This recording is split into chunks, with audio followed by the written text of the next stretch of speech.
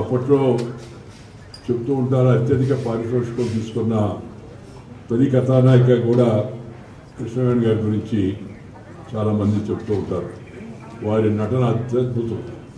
వారి డైలాగ్స్ చెప్పే విధానం అలానే చూస్తూ ఉండిపోవాలనిపిస్తుంది. సినీ రంగంలో వారు అందించిన సేవలకు రఘుపతి వెంకయ్య గారి అవార్డు ఇవ్వడం కూడా సముచితంగా ఉంది. ముఖంలోనే హావభావాలను వెలికిస్తుంది. నేను ముఖ్యంగా చెప్పదలుచుకుందని, ఈనాటి సినిమా రంగంలో ఉన్నవాళ్ళు, కొత్తగా వచ్చేవాళ్ళు అందరూ తెలుసుకోవాల్సింది, నేర్చుకోవాల్సింది, అనుసరించాల్సింది ఆ ముఖంలోని హావభావాలతోనే సందేశాన్ని ఇవ్వడం, ప్రజలను సంతోషపడడం, అది చాలా గొప్ప విషయం. కొద్దిమంది మాత్రమే ఆ విధంగా చేయగలరు. మనం విజయవాడలో రామారావు గారు, అలాగే నాగేశ్వరరావు గారు, తర్వాత మన ముందున్నట్టే ఇప్పుడు మురళీమోహన్ గారు, వీళ్ళందరూ కూడా సినిమాల్లో ఒక ఉన్నత ప్రమాణాలు పాటించారు. అందుకని నాకు కృష్ణవేణి గారు నేను వ్యక్తిగతంగా కలిశాను. జమున గారికి అవార్డు ఇస్తున్నప్పుడు ఆ కార్యక్రమానికి తప్పనిసరిగా రావాలని జమున గారు నన్ను కోరితే అప్పుడు ఆమెను కలుసుకునేందుకు అవకాశం లభించింది. ఆ తర్వాత మన విజయవాడలో అది ఆఖరి సభలో కూడా పాల్గొనేందుకు అవకాశం లభించింది.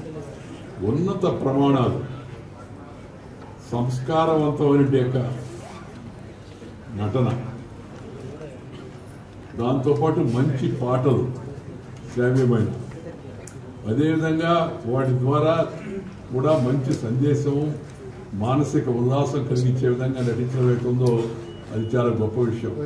నేటి నటులు తెలుసుకోవాల్సిన విషయం అది. ఇప్పుడు సినిమాలో చూస్తున్నాను, మామూలుగా ఎప్పుడు చెప్తూ ఉంటాను, అప్పుడు సినిమాలో తాకకుండానే శృంగారం పలికిచ్చేవాళ్ళు.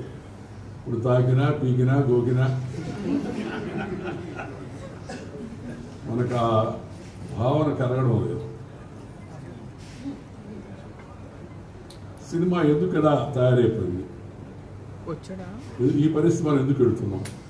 తర్వాత సంభాషణలు సంతోషకరంగా, శ్రావ్యంగా ఉండేవి. ఇప్పుడు సంభాషణలు డబల్ మీనింగ్ పెడితే కానీ, పొత్తూరు సోదరులు కూడా ఉన్నారు కదా, వారు మంచి రచయితలు అనుకోండి. కొత్తగా రచనలు చేసేవాళ్ళకి నా సలహా ఏంటంటే డబల్ మీనింగ్ పెట్టబడి మామూలు మీనింగ్ వచ్చి అసలు మీనింగ్ ఉండేట్టుగా చూడండి చాలు, ఒక అర్థం ఉంది.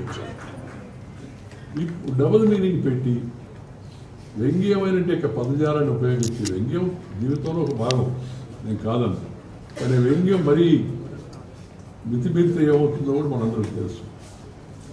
ఆ తర్వాత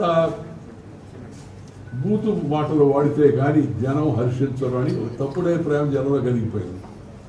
నేనేమంటున్నానంటే దానికి ఆ మధ్య వచ్చిన సీతారామయ్య గారి మనోరాలు, లేకపోతే రామోజీరావు గారిని నిర్మించినట్టే అనేక సినిమాలు, మనకి ఇలాంటి సినిమాలన్నీ మనకి మానసిక ఉల్లాసాన్ని కలిగించాయి, చాలా రోజుల పాటు నడిచాయి, ప్రజల యొక్క నాలుకల్లో నిలబడిపోయాయి. ఈ తరం కూడా ఇంకా చెప్పుకుంటున్నారు. నటన, సంభాషణ, ఆ తర్వాత దాంట్లో ఉండే వైదుష్యము, దాంతోపాటు ఇచ్చే సందేశం, ఇవన్నీ కలిస్తే మంచి సినిమా అవుతుంది. అలాంటి మంచి సినిమాలో నటించిన మంచి నటుల గురించి, మంచి సినిమా నిర్మించిన, మంచి పాటలు పాడిన ఒక గాయని గురించి మనం ఇవాళ స్మరించుకుంటున్నాం. అందుకని యువతరం ఈ పద్ధతులను గుర్తుంచుకోవాలని చెప్పి నేను కోరుతూ ఉన్నాను.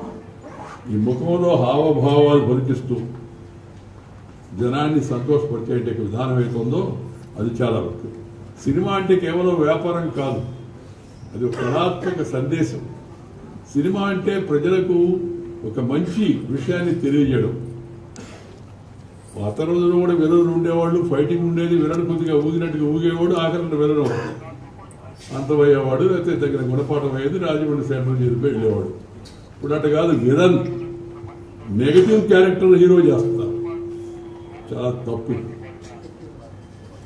నటన బాగా చేయడం వేరు, కానీ క్యారెక్టరైజేషను స్మగ్లర్లనో, దేశద్రోహులనో, లేకపోతే సమాజంలో ఉండే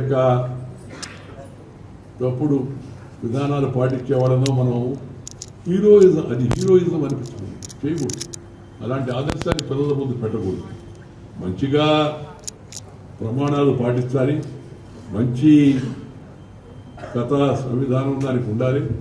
అంతేగాని సినిమాకు భూమి వస్తే అబ్బా ఎందుకు వచ్చేవారు బాబు ఆయన తలనెప్పే సినిమా పూర్వం పోయేది, తర్వాత తలనెప్పే చెప్పిన బాధపడుతుండేది. ఆ పరిస్థితి ఆవిడ జుగుత్సాకరమైన అశ్లీలమైన పదజాలాలు కానీ సన్నివేశాలు కానీ సినిమాలో ఉండకూడదు. శృంగారం ఇంకా పండించవచ్చు. రామారావు గారు ఎన్ని సినిమాల్లో శృంగారమైన నటన మనకు అందించారు, మనకు చూపించారు. కానీ జుగుత్సాకరంగా లేదు, అస్థిరంగా లేదు. అలాంటి పద్ధతిని అందరూ పాటించే ప్రయత్నం చేయాలా. వెగటు కలిగించే ఏదైనా తినాలంటే రుచిగా ఉండాలా, తీయగా ఉండాలి. మరి వెగటు కలిగించింది అనుకోండి, వెగటేస్తుందబ్బా అని అంటారు కదా మామూలుగా. వెగటు కలిగించే సన్నివేశాలు, ద్వంద్వార్థాలు ఉండే సంభాషణలు ఇవి లేకుండా చూసుకోవడం మంచిది. అవి లేకపోయినా సినిమా విజయవంతం అవుతుందని చెప్పని సందర్భంగా మనవి చేస్తూ, అలాగే హాస్యం కూడా, హాస్యం జీవితానికి చాలా అవసరం.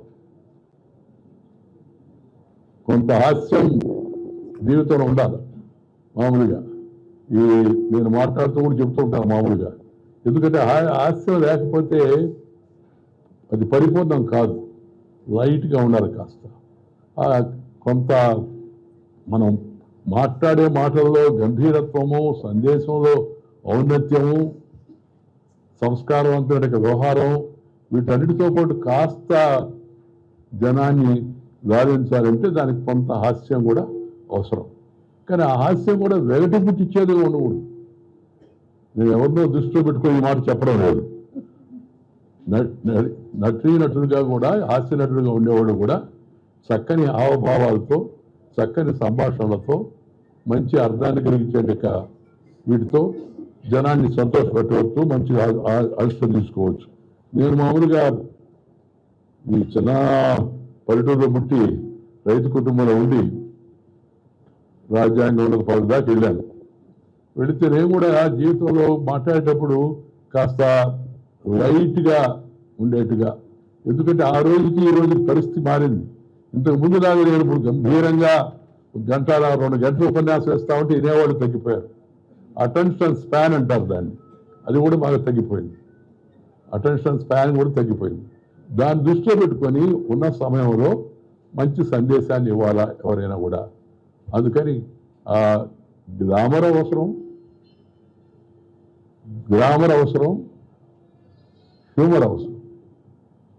ఇది కూడా సినిమాల్లో ఉంటే అప్పుడు ఆ సినిమా మంచిగా ముందుకు వెళుతుంది, జనాన్ని సంతోషపెడుతుంది.